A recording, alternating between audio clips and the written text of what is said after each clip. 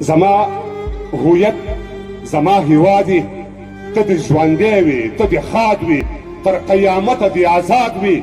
زه دې برباد ته دې آباد وې. ا دې برباد شي چې څوک تا بربادوینه، ا دې برباد شي چې څوک تا بربادوینه. هی درله به ځان ښه ورېرېږم، درله به ځان ښه ورېرېږم هېواده، تا به ګلدرې کم، پر دښمنانو به نارې کم او زه به یې شال زرې زرې کړم څوک چې زما شړۍ ته واچوي لاسونه.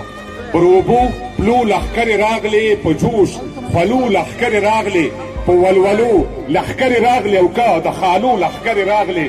زه به ګومل ته د خپل یار دیدن لزمه، دعا کوه چې ستا په لار شم، زه د کار سیز به دې په کار شم، تا سره ګرځم چې هوښیار شم، ستا له سرپوښ ټوپک ازار شم، فروګه ستا دی ګږا زه له خیاله زما. ملال زر پر وطن کېښود، ایوب لښکر پر وطن کېښود، ما داسې نر په وطن کېښود او جانان مې سر پر وطن کېښود. پر تار د زلفو به کفن ورله ګنډمه، زم لوی ابدال راویښومه که نه خوشحال راویښومه، یا سید جمال راویښومه او عمري خیال راویښومه، زلمو د ګیلو سره وخورئ بریتونه.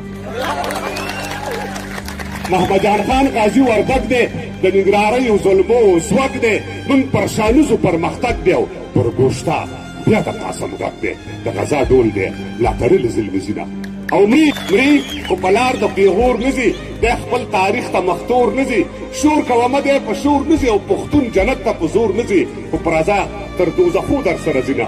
وده له ویښه ګټه نه ده کړې، وخې له سیخه ګټه نه ده کړې، ما لا سرپیخه ګټه نه ده کړې، تا له تاریخه ګټه نه ده کړې، بیا په تورخم ما سره یوه چوکۍ دوه ګټیالیان دي، څوک دربارو کې اردلیان دي، څو هلکان پکې والیان دي، څوک پکې هسې مسګالیان دي، یو طبق دی په خوله بالښت او یا برشونه.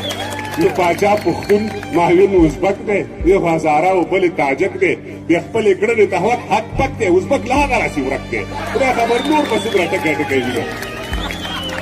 یو مرور دا بل په خوله دی، یو مې کاکا او بل مې لالا دی، شرکت د دواړو په سلا دی او یو پکې دوه واره عبدالله دی. یوې چوکۍ ته دوه کسان راغلي دي، بیا هم مننه کوم.